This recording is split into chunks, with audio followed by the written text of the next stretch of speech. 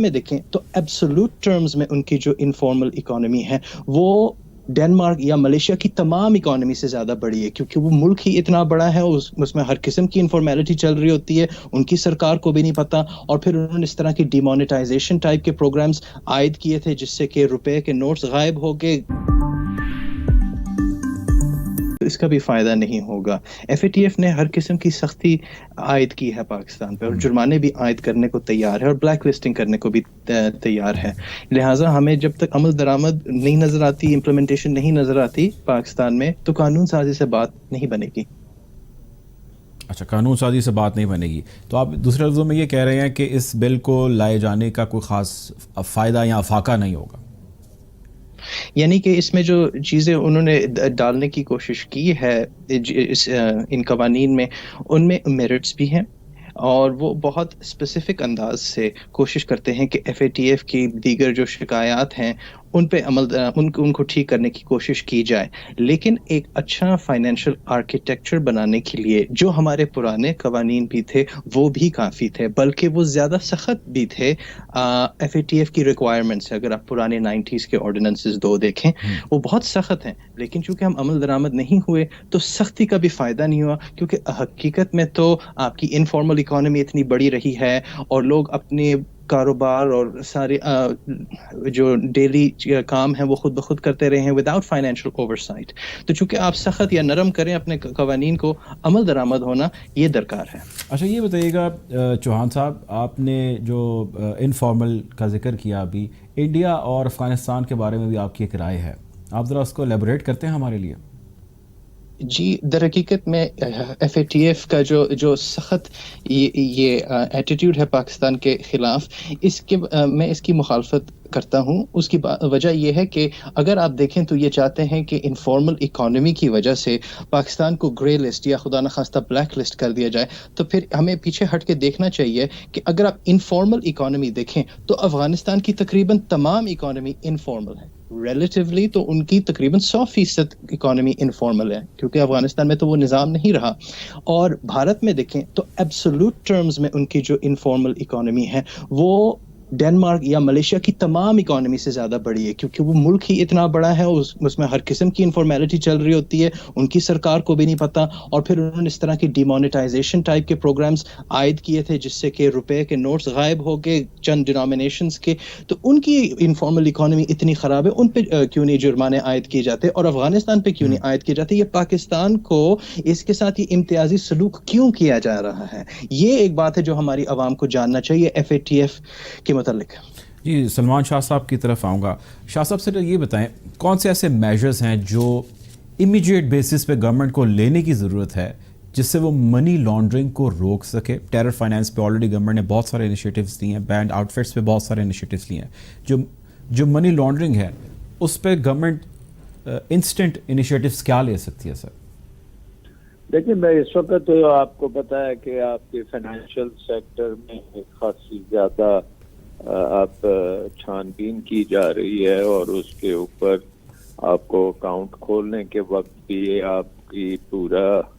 Details لی جاتی ہیں، اور آپ کی جو ٹرانزیکشنز ہیں وہ بھی نوٹڈ ہوتی ہیں۔ سو پاکستان کا ایک بڑا اوپیک قسم کا نظام تھا جس کو اب ایف اے ٹی ایف کی وجہ سے اس کو بہتر کیا جا رہا ہے، ان دا سینس کہ اس میں ٹرانسپیرنسی آ رہی ہے، اور اس میں جعلی پرسن یا جعلی ٹرانزیکشنز کرنا اب بتدریج مشکل ہوتا جا رہا ہے۔ اور اگر ہم پاکستان کی ہسٹری بھی دیکھیں تو اس میں ابھی تک کوئی بینکنگ ٹرانزیکشنز کی وجہ سے میرا نہیں خیال کہ کسی کے اوپر کنوکشن آئی ہو کہ انہوں نے ابھی تک کوئی منی لانڈرنگ کی ہے یا نہیں۔ دوسری بات یہ ہے کہ ہمارا جو سسٹم ہے بینکنگ سسٹم کے علاوہ بھی حوالہ سسٹم، اس میں بھی ابھی آپ کو خاصی امپروومنٹ کرنے کی ضرورت ہے، اور ہمارے کیونکہ فارن ایکسچینج لاز بھی کچھ ایسے تھے کہ وہ انانیمٹی دیتے تھے فارن ایکسچینج ٹرانزیکشنز میں، تو اس کو بھی چینج کیا جا رہا ہے۔ تو آئی تھنک کہ یہ ہم ایک ایسی سچویشن میں ہیں جو ہم فوکس میں آ گئے ہیں دنیا کے، اور وار آن ٹیرر جو تھا وہ کیونکہ پاکستان ایک قسم کا اس کا بھی وکٹم رہا ہے، اور پاکستان کے اندر خاصی دنیا کی سے ٹیررزم آئی بھی ہے، اور پھر یہاں سے آگے افغانستان میں وار آن ٹیرر جو ہے وہ بھی پچھلے کئی سالوں سے چلا ہے. اس لیے ہم مائکروسکوپ کے نیچے ہیں، اور آئی تھنک کہ اس مائکروسکوپ کے ساتھ اگر ہم اپنے آپ کو گرے لسٹ سے نکال کے وائٹ لسٹ یا اس سے ایگزٹ ہو جائے تو وہ ہمارے لیے بڑی امپورٹنٹ. جی آپ کا پوائنٹ آ گیا. Last question to you doctor Chauhan. سوال میرا یہ ہے چوہان صاحب، یہ مجھے بتائیے مختصراً کہ اپوزیشن کا جو مطالبہ ہے کہ یہ خصوصاً یہ جو 180 دن والا ہے، یہ جائز ہے؟ ہمارے سول رائٹس اور سارا جو قانونی سسٹم ہے اس کے مطابق آپ کا ڈیو پروسیس ہوتا ہے، اور یہ اس کا تعلق میرے مطابق FATF کے کسی قانون سے براہ راست نہیں ہے. ان کو اگر آپ حذف کر دیں اس قانون سے اور آپ FATF کے جو ہیں مطالبات ان پہ اگر آپ توجہ لائیں تو یہ زیادہ آپ کے لیے مثبت ہوگا. لیکن ان قوانین میں اگر آپ بے شمار اور چیزیں ڈال دیں تو پھر اپوزیشن کی ایک نیچرل مخالفت تو ہوگی، اور اس وجہ سے وہ کہیں گے کہ ہم نے تو FATF کے خلاف نہیں کیا، ہم نے تو ان دیگر اور چیزوں کے خلاف ایک مخالفت اور یہ ان وجہ سے مسترد کیا ہے. تو ان کو مکس کرنے سے قوانین کو ہمارا تھوڑا سا ایشو ہو گیا. ایک بات ظاہر ہے کہ پاکستان کا جو فائنینشیل سسٹم ہے اس میں بہت بڑے بڑے مسائل ہیں، کیونکہ اگر کوئی بھی اکاؤنٹ یہاں پہ کھول لے اور اس اکاؤنٹ میں پیسے ڈال کے ٹرانسفر کر دے، باہر بھیج دے، باہر سے ایسے ہی پاکستان آ جائیں اور وہ شخص جو ہے اس کی آئیڈینٹی بھی نہ پتہ ہو اور کسی ایسے بندے کے اکاؤنٹ میں آئیں جس کو پتہ ہی نہ ہو کہ اس کے اکاؤنٹ میں پیسے آئے ہیں، تو یہ تو ظاہر ہے کہ پھر آپ کے نظام میں بہت کمزوریاں ہیں. شاہ صاحب منی لانڈرنگ کی جو آپ بات کر رہے ہیں اس پہ آلریڈی میرا سوال وہی میں دہراؤں گا کہ ہمارے ہاں قوانین موجود ہیں. ہمارا اکنامک سسٹم آپ نے بتایا کہ جو وہ سپورٹ نہیں کرتا ان ساری چیزوں کو، تو ہمیں ہم قانون بناتے جائیں گے سر اسی سے ہوگا فرق پڑے گا، یا ہمیں کچھ اور کرنا چاہیے، انہی کے اوپر امپلیمنٹیشن ٹھیک کرنی چاہیے؟ نہیں، اگر تو ہمارے یہ ہے کہ آپ نو یور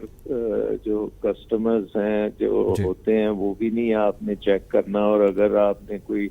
اکاؤنٹس کو استعمال کی ہے تو وہ ہمارے قانون جو ہیں وہ اجازت دیتے ہیں ان چیزوں کو کرنے کی، کیونکہ وہ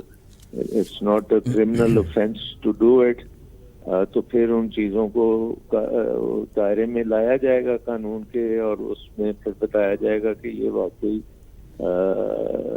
کرمنل اوفینس ہے اور اس کے تحت پروسیکیوشن ہو سکتی ہے. سو آئی تھنک کہ اس میں دیکھنے کی تو یہ بات ہے نا کہ آج تک کوئی پروسیکیوٹ ہوا ہے اس چیز میں یا نہیں، کیونکہ یہ بھی وہ FATF ڈیٹا دیکھتی ہے کہ اگر آپ کے پاس قانون موجود بھی ہے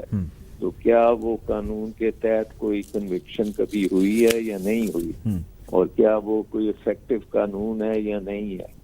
سو آئی تھنک کہ اس میں تو اب یہ پارلیمنٹ میں ہی پتہ لگے گا کہ ایگزیکٹلی ان قانون جو ایگزسٹنگ قانون ہیں اور اس میں کیا ڈیفیکٹس ہیں اور ان کو کیسے دور کیا جا سکتا ہے. جی شاہ صاحب آپ ہمارے ساتھ ہی رہیے گا، آپ میرے ساتھ رہیں، میں واپس آتا ہوں آپ پہ. شاہ صاحب آپ ساتھ رہیے گا. ہمارے ساتھ جوائن کیا ڈاکٹر عثمان چوہان صاحب نے، director economic national affairs at centre of aerospace and security studies. Chauhan صاحب میرا آپ سے کوشچن یہ ہے کہ ہم پہلے قوانین موجود ہیں، اب ہم ایک ایسا بل لے کے آ رہے ہیں جس کے تحت پولیس کو ہم 180 دن تک حراست میں رکھنے کی ایک اجازت جو ہے وہ ہم دے رہے ہیں، جس پہ اپوزیشن نون لیگ اور پاکستان پیپلز پارٹی نے آ کے برملا اظہار کیا، انہوں نے ٹاک کیا، اسٹیٹمنٹس دی ہیں. اس کی ضرورت ہے؟ آپ کی بات بالکل صحیح ہے.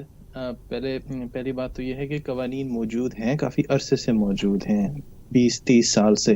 اور جو آپ نے فہرست درج کی تھی وہ بالکل صحیح ہے، لیکن ان پہ عمل درآمد چونکہ ہم نہیں ہوئے تو اب یہ موقف پیدا کیا جا رہا ہے کہ ایک نئی قانون سازی سے ہمارے مسئلے ٹھیک ہو جائیں گے. در حقیقت اگر اس نئے قانون پہ بھی ہم عمل درآمد نہ ہوئے تو اس کا بھی فائدہ نہیں ہوگا. FATF نے ہر قسم کی سختی عائد کی ہے پاکستان پہ، اور جرمانے بھی عائد کرنے کو تیار ہے، اور بلیک لسٹنگ کرنے کو بھی تیار ہے.